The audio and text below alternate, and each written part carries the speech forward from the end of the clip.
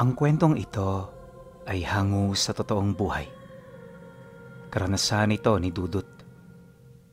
Taong 1970, Julita, Leyte.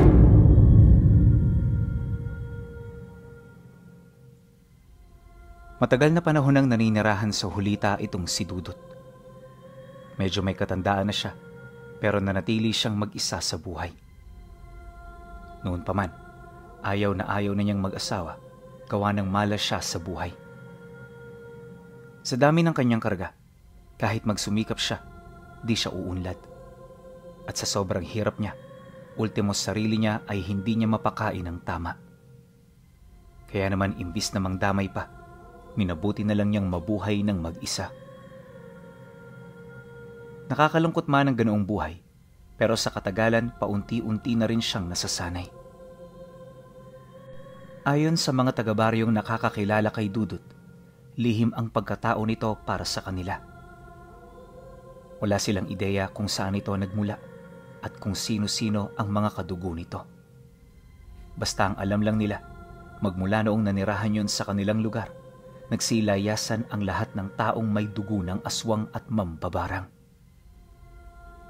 Dagdag pa ng mga ito na, kahit hindi halata sa kanyang itsura, isang mahusay na antingero at manggagamot itong si Dudut. Napakabait din ito at napakamakumbaba nitong tao. Hindi rin yun marunong tumanggi sa pakiusap at lahat ng taong kanyang nakakaharap, pinapakitaan niya ng importansya. Yun bang, kahit hirap na siya sa kalagayan niya, makakakita ka pa rin ng ngiti sa mga labi niya.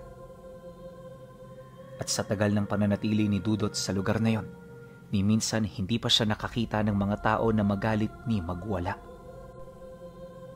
Palagi siyang kalmado dahil ayon sa kanya, ang pagkontrol sa emosyon ay parte ng pagkontrol sa iyong sarili. Ano man ang mangyari, kailangan mong manatili sa ganoong estado upang makapag-isip ka ng solusyon sa lahat ng problemang kinakaharap mo.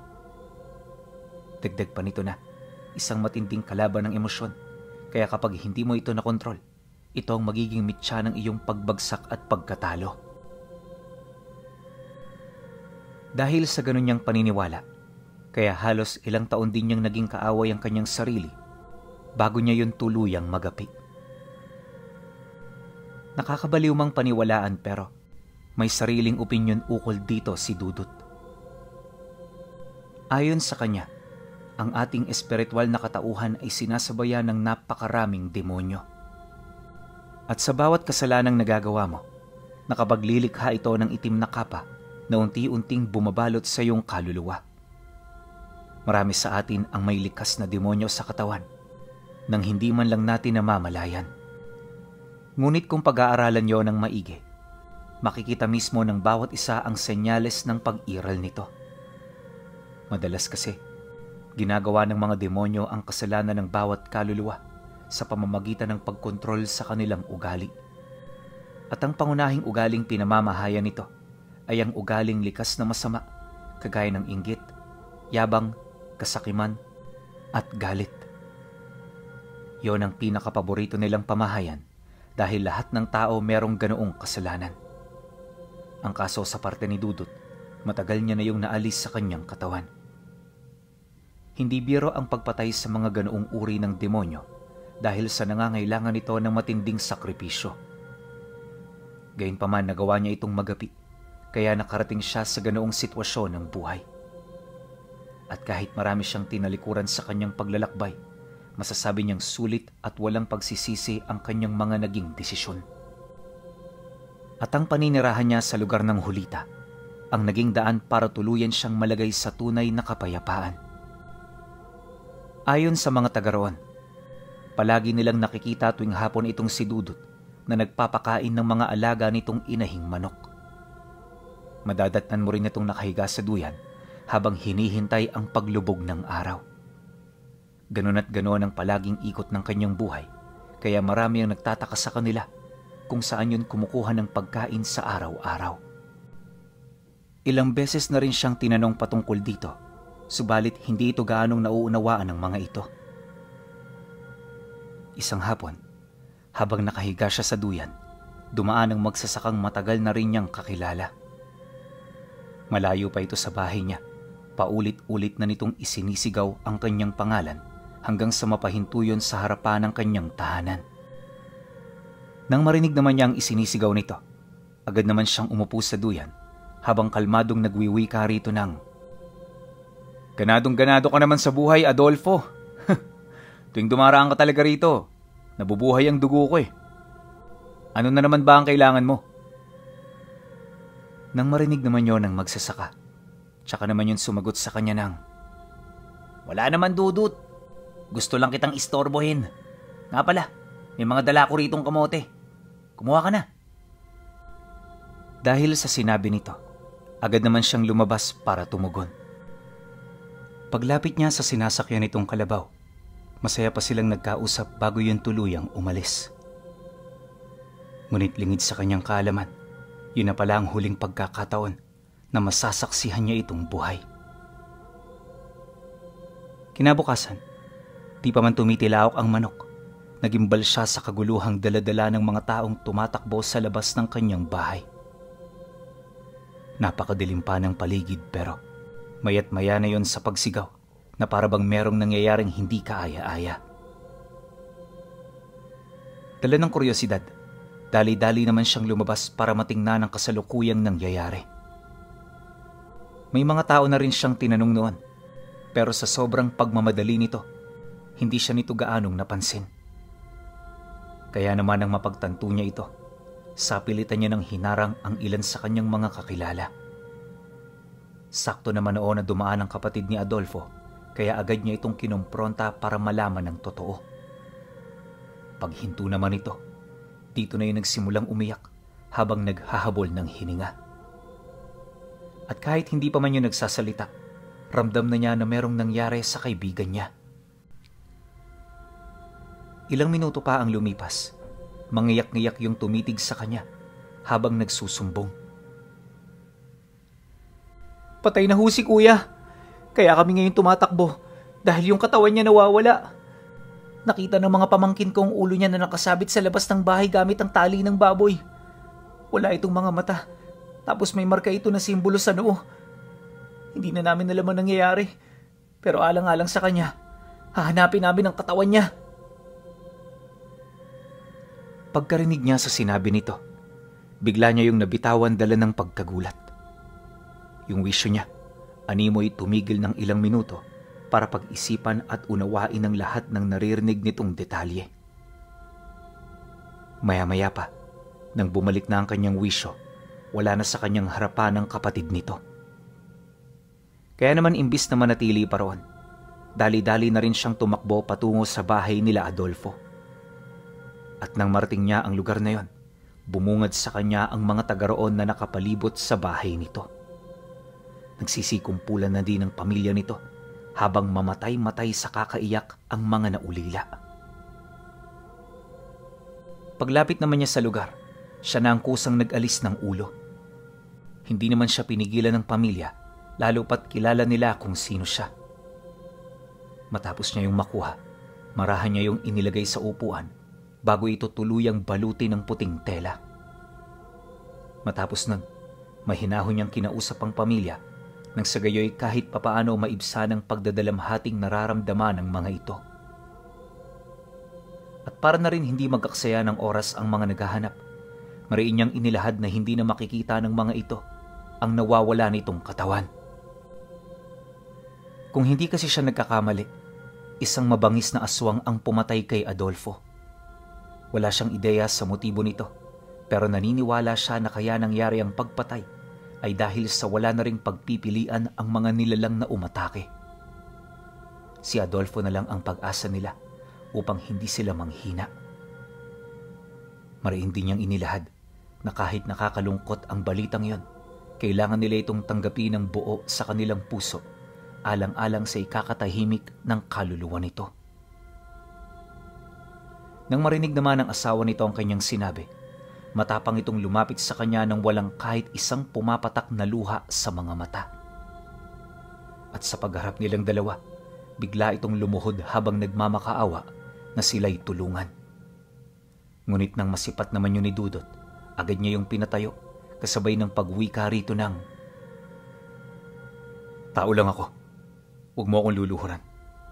Ang pagluhod, ibinibigay lamang yan sa ating tagapaglikha. Isa rin akong alipin kagaya mo. Kaya kung di kita pipigilan, tayong dalawang magkakasala.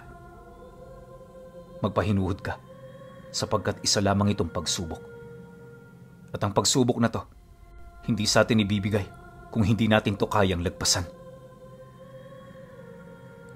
Pagkarinig ng babae sa kanyang sinabi, pilit nitong inalis ang mga luhang namumutawi sa kanyang mga mata.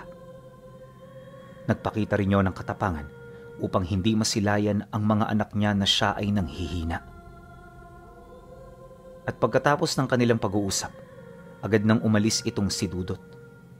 Ipinaubaya niya sa mga kadugo nito ang sitwasyon para naman magawa niya ng maayos ang kanyang parte. At hanggat maaari, iniwasan niyang ipaalam sa iba ang kanyang binabalak. Wala rin siyang nais na malaman ng mga ito ang kanyang gagawin sa kadahilanang tuwing may tinutulungan siya, ang Diyos lang ang nais niyang makaalam sa kanyang mabubuting gawa. Pagbalik niya sa kanilang tahanan, taimtim siyang nanalangin bago niya simula ng paghahanda. Pagpatak ng hapon, nang maisaayos na niya ang mga sulo at damit na kanyang dadalhin, nagmamadali naman siyang umalis. Malawak ang lugar ng Hulita Pinuno, ngunit nakakasiguro siya na hindi pa nakakalayo ang nilalang na may gawa nito. Alam din niya na nakatira lang din yun sa kung saan dahil sa pamilyar ito sa pasikot-sikot sa kanilang baryo. Sa pagpapatuloy naman ng kanyang paglalakad, maigi niyang pinakiramdaman ng buong paligid. Ang kaso lang, habang tumatagal na sinusundan niya ang mga bakas sa hangin, napapansin niya na parang pilit itong itinatago ng nilalang na nakatunog sa kanya. Dahil dito napangiti lang naman siya habang nag-uusal ng mga buhay na salita. Paglapat niya ng puder sa kanyang katawan, kinuha niya sa dala niyang sisidlan ang isang gintong singsing na may tampok na mutya. Ayon kay Dudut, na ang kinuha niya noong mutya ay tinatawag niyang hiyas ng pinya. Isa itong uri ng bato na nakuha niya sa korona ng pinya matagal na panahon na ang nakakalipas. Bago niya yun nakuha, makailang beses siya nitong dinalaw sa panaginip na parabang siya ang napili nitong magmay-ari sa tangan nitong abilidad. Hindi naman yun tinanggihan ni Dudut. Gawa ng bilang binata pa noon, hindi niya maipagkakaila na nahuhumaling siya sa mga ganoong uri ng pagtawag. Kaya naman hindi pa sumasapit ang panahon ng Semanta, walang patid na niya yung hinanap. Yun nga lang, hindi niya ito mahagilap hanggang sa sumapit ang Biyernes Santo. Dagdag pa niya na, kung espiritual na kapangyarihan ng pag-uusapan, walang taglay na gano'n ang mutsyang yun, dahil ang abilidad nito nakatuon sa pagtuntun. Sa oras na hawak niya ang mutya, kahit wala siyang pinagkuhanan ng marka ng nilalang, basta kilala niyang namatay, mahahanap niya ang bakas ng nilalang na pumaslang sa biktima. Yun lang ang nag-iisa nitong abilidad, ngunit sa kabila nun, malaki ang naitutulong nito sa kanya. Sa pamamagitan kasi ng hiyas ng pinya, walang kahit ni isang nilalang ang may kakayahang magtago sa kanya. Basta desidido si Dudut na mahanap ito, kahit saang lupalupayo ng mundo magtago, malalaman at malalaman niya ito. Matapos naman niya itong suotin, agad niyang naramdaman ang tamang direksyon patungo sa pinagtataguan nito. Nang masipat naman niya ito, di na siya nagdalawang isip na ito ay sundan hanggang sa makarating siya sa karatig baryo. Papasapit na ang gabi nang makarating siya roon, ngunit sa kabila nito hindi pa rin siya huminto para magpahinga. Bandang 8:00 na ng gabi, nang marating niya ang tahanan ng nilalang, ilang milya ang layo sa sentro. Nasa liblib na lugar din ito, at kung hindi siya nagkakamali, yon ang pinakadulo ng baryo. Habang dahan-dahan niyang tinatahak ang daan papalapit, muli siyang nagdasal ng taimtim, kasabay ng pagkuha niya sa isa pang singsing. Kagaya ng nauna, meron din yung tampok, pero hindi ito mutya ng pinya. Ayon kay Dudut, na ang ikalawang singsing na kanyang suot ay ang tampok ng mutya ng sinukuan.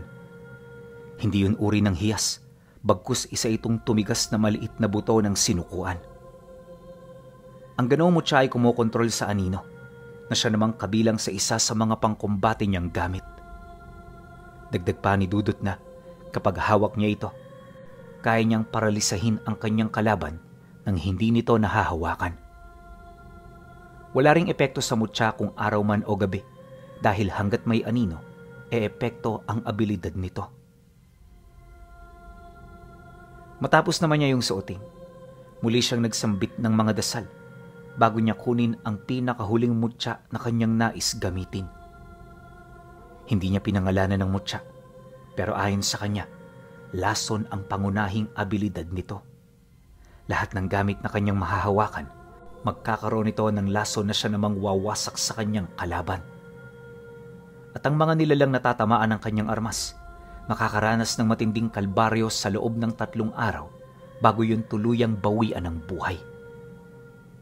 Yon ang nais niyang mangyari upang masigurong magtitiis ito at mapagbabayaran ang karumal-dumal nitong ginawa sa taong malapit sa kanya. Matapos naman niya yung maisuot, tsaka pa lamang niya hinugot sa bewang ang daladala niyang latigo. Paghataw niya nito sa lupa, agad niyang tinawag ang pangalan ng nilalang, dahilan para mapilitan nitong lumabas sa lugar kung saan yun namumugaran.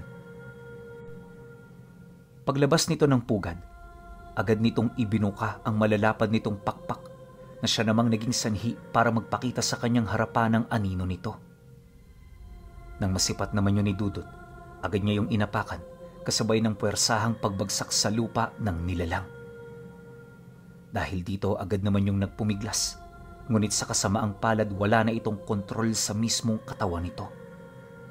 Paulit-ulit na rin yung nagtanong sa kanya ukol sa kanyang ginawa, pero hindi niya yun sinagot. At imbis na patagalin pa ang sitwasyon, minarapat niyang hatawin ito ng 1 beses ng latigo. Nang maisakatuparan na niya ito, tinalian niya sa leeg ang nilalang bago niya yun tuluyang kaladkarin. Pagbalot naman ng dala niyang tali sa leeg, agad naman itong nanumbalik sa orihinal nitong anyo. Nang mapansin naman yun ng nilalang, halos hindi nito maipagkakaila ang matinding gulat sa mga nararanasan niya. Hoy! Paano mo ito nagagawa? Paano mo ko sa pilitang napapabalik sa tunay kong anyo? Magsalita ka, antingero. Ano ang ginagawa mo? Paulit-ulit na wika ng nilalang habang pilit na nagpupumiglas. Ngunit makalipas lang ang ilang minuto, unti-unti na itong nanghina hanggang sa mawala na yon ng lakas para kumilos pa. Nang maramdaman yon ni Dudut, tsaka pa lamang niya yun sinimulang hilahin. At sa buong magdamag, wala siyang ibang ginawa kundi ang umusad. Halos ilang oras din silang naglakad bago niya narating ang pagmamay-ari niyang kubo sa isang liblib na parte ng kakahuyan, ilang kilometro ang layo sa kanyang tahanan. Nang maipasok na niya sa loob nito ang nilalang, minabuti niya munang hayaan ito upang sila'y makapagpahinga. Di na rin niya yun pinag-aksayahan ng oras para itali, lalo pat alam niya na tumalab na ang lason na dulot ng kanyang mutya. Pagsapit ng 6:00 ng madaling araw, muli niya itong kinaladkad papalabas ng kubo. Alam niya na hindi ito naapektuhan ng araw dahil sa estado nito, nasisiguro niya na hindi yon pangkaraniwang aswang. Nang maiupo niya na ito sa labas ng bahay, nasipat niya yung panay na ang pagsusuka ng dugo. Halos tumirik na rin ang mata ng nilalang dahil sa taas ng temperatura nito. Lupaypay na rin ang buo nitong katawan, kaya naman may mga pagkakataong nagkukusang bumagsak ang ulo nito sa mesa. Di naman niya yun ganong pinapansin, lalo pat parte ito ng plano niya. Ilang minuto pa ang lumipas, nang medyo magkaroon na ito ng malay, minabuti naman niyang tanungin ito ng pahapyaw. Bakit mo pinatay ang taong yun? Anong kasalanan nun sa'yo? Nang marinig naman ng nilalang ang kanyang sinabi, halos panay ungo lang ang naisasagot nito. Marahil inakala ng nilalang na maaawa siya, pero nang masipat yun ni Dudut, Walang kaabog-abog siyang kumuha ng kutsilyo, sabay tarak sa gitna ng palad nito. Uulitin ko. Ano ang rason mo sa pagpatay sa taong yon? Sumagot ka! Dahil hindi ako ng tipo ng tao na may mahabang pasensya. Pagkasambit niya ng mga kataga, muli niyang binawi ang kutsilyo, sabay linis sa dugong kumalat dito. Ang nilalang namang sinaksak niya, halos mamatay-matay na sa kakaungol dahil sa tindi ng sakit na naramdaman nito. Gayunpaman, nanatili itong walang lakas para gumawa ng kahit na ano. Maya-maya pa, nang medyo mabagay na nito ang sakit na nararamdaman niya, dito na yun nagsimulang magsalita. Kaya yun ginawa ng nilalang ay dahil sa maaaring napagtanto nito na hindi siya ang tipo ng tao na dapat nitong paglaruan. Wala akong rason kung bakit ko siya pinatay. Sadyang naghahanap lang ako ng pagkain noong gabing yon at siya ang nakita ko. Patayin mo na ako, Antingero. Dahil kung hindi, masasaksihan ko kung papaano ka pahirapan ng mga kadugo kong paparating. Mauna na ako sa'yo. Pero magkikita rin tayo sa lugar ng impyerno. Matapang na wika nito sa kanya habang unti-unti na itong sumusuka ng dugo. Matapos naman yung marinig ni Dudut, napangiti lang naman siya. Hindi nagtagal, nang wala na siyang sasabihin, ibinalik niya sa loob ng kubo ang nilalang. Bago rin niya yun iwan, nagpakalat siya ng sabulag sa paligid upang masiguro na walang makakahanap sa kinaroroonan nito. Hindi nagtagal, agad naman siyang umalis sa lugar para bumalik sa kanyang bahay. At nang makarating na siya roon, rekta niyang pinuntahan ang asawa ng kaibigan niya na kasalukuyan pa noong nagluluksa. Hangad niya na ipaalam dito ang magandang balita para naman kahit papaano maibsan ng bahagya ang nararamdaman nitong pagdadalamhati. Maya-maya pa, nang marinig ito ng asawa ng namayapa niyang kaibigan, ora mismo sumama ito sa kanya. Tahimik ang kanilang naging pag-usad dahil yung kinakasama nito napakalalim na ng mga iniisip.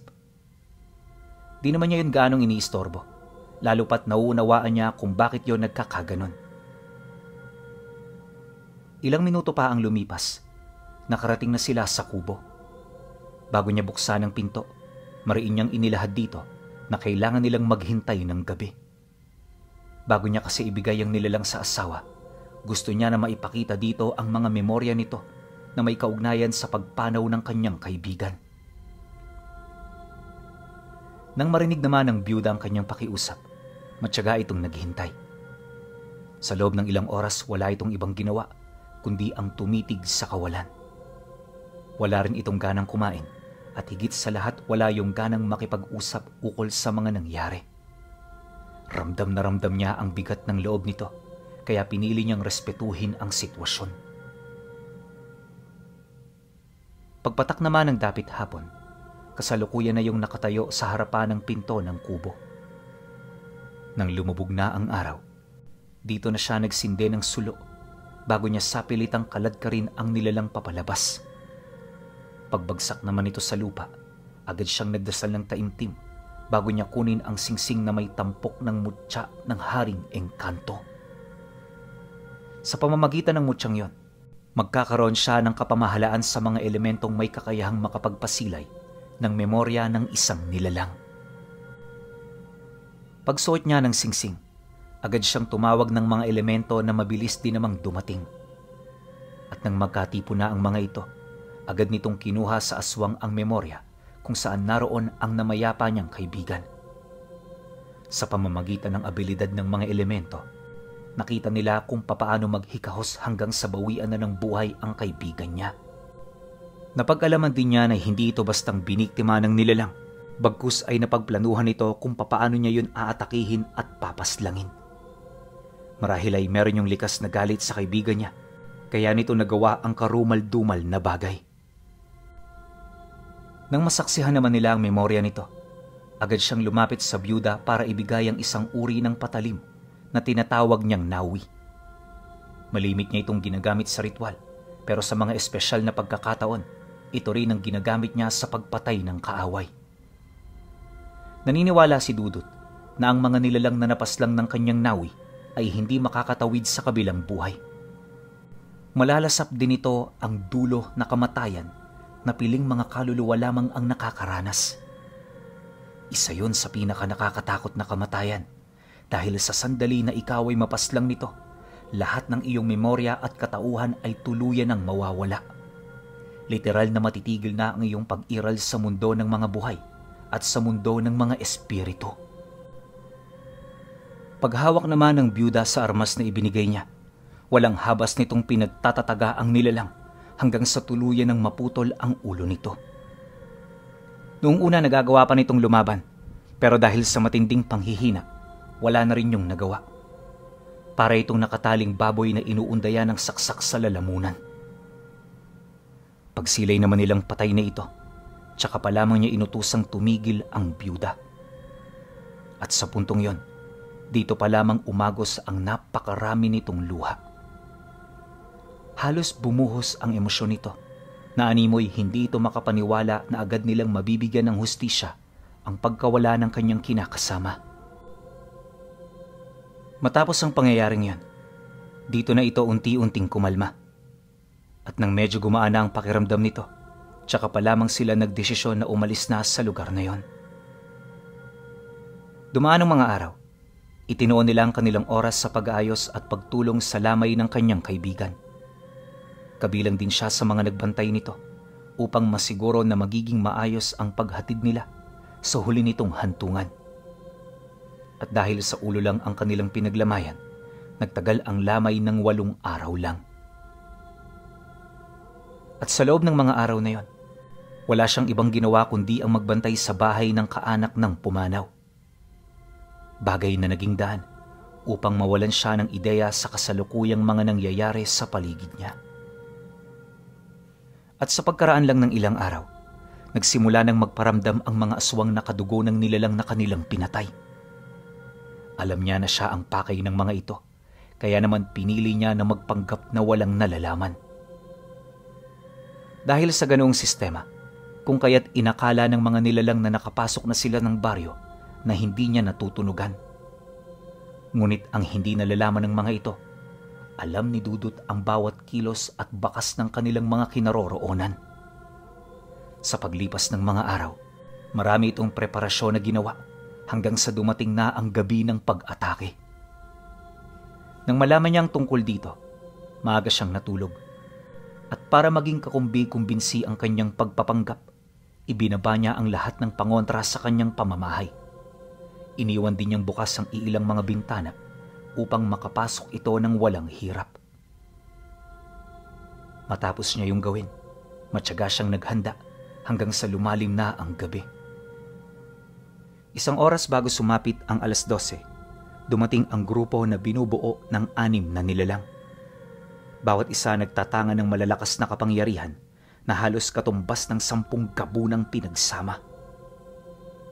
Alam niya na mapanganib ang mga ito, pero kung ikukumpara sa kanyang abilidad, wala pa yon sa kanyang kalingkingan. Hindi naglaon, nang maramdaman niyang nasa labas na ito ng kanyang tahanan, dito na siya kalmadong tumayo para kaharapin ang mga ito. Pagbukas niya ng pinto, agad siyang nagsambit ng mga buhay na salita na siya namang dali-daling tinugo ng bawat pundasyon ng bakod ng kanyang tahanan. Pagliwanag ng mga ito, lumikhayo ng kakaibang harang na agad na pumigil sa mga nilalang para tumakas. At nang mapansin naman yon ng mga gabunan, bigla naman yung umatungal kasabay ng mabilis nitong pagsugod sa kanya. Naniniwala ang mga ito na kung mapapatay nila si Dudut, mawawala rin ang engkantasyon na kanyang pinakawalan. Ang ganoong paniniwala ang mas nag-udyok sa kanila na hindi na yon pakilusin pa. Ngunit lingid sa kanilang kaalaman, kakarampot pa lamang na abilidad nito ang kanilang nalalaman.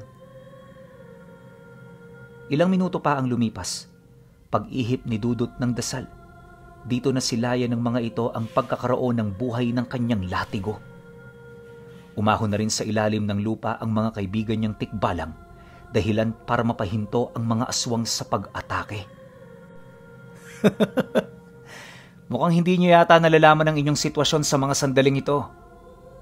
Bueno, para magkaroon kayo ng ideya, hayaan niyong ipaunawa ko ito sa inyo. Bungad na wika niya. Pagkasambit niya ng mga kataga, harap-harapan niyang ipinakita sa mga ito ang 60 mutya na nasa ilalim ng kanyang kapangyarihan. At bilang partida, isa lang ang ginamit niya sa mga tangan niya. Ngunit ang isang mutya na kanyang pinanghawakan, sapat na para malipol ang grupo. Huli na nang mapagtanto ng mga nilalang na hindi pisikal na lakas ang abilidad nito. Maya-maya pa, dito na nila naramdaman ang paglaki ng mga engkanto sa loob ng kanilang mga sistema. Ayon kay Dudut, na kaya hindi ito nakita ng mga kalaban niya ay dahil sa sumabay ito sa hangin habang nakakapit dito ang isang malakas na uri ng sabulag. Dahil sa pangyayari, kung kaya't hindi nila yon napaghandaan. At sa oras na pumasok na yon sa katawan, huli na ang lahat para sa kanyang mga kalaban. Gaano man kalalim ang husay nila sa panggagamot, mananatili itong walang silbi sa mga insektong yon. Segundo pa ang lumipas, bumagsak na sa lupa ang mga ito habang patuloy na isinusuka ang kanilang mga dugo. Mabilis ding rumupok ang kanilang laman buhat sa pagkaputol ng mga bagay na bumubuo sa kanilang anyo. Maya-maya pa, tuluyan ang naagnas ang mga nilalang. Si Dudut naman minabuti na ring pumasok sa loob ng kanyang tahanan para magpahinga. Nang mapaslang na niya ang natitirang kadugo nung pumatay sa kaibigan niya, dito na siya paunti-unting naging payapa. Kahit papaano masaya siya dahil naipaghiganti niya ang taong nagpakita sa kanya ng pagpapahalaga. At magmula noon, pawang pagtulong na lamang sa kapwa ang ginawa ni Dudut. At ang tinataglay niyang 60 mutya.